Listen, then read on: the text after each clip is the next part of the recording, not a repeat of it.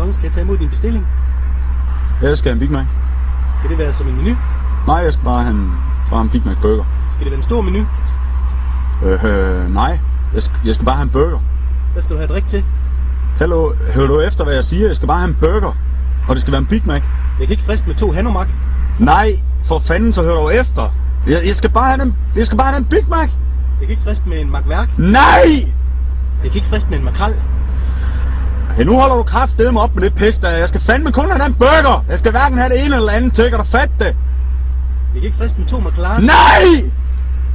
Jeg skal ikke have noget af dit lort! Jeg skal bare have den røgne pisse Big Mac. Så fat det dog! Jeg kan ikke friste med en MacGyver. Nej! Ikke mere for helvede! Så stop det dog! Jeg skal bare have en burger! Jeg kan vel ikke friste med en McLeod.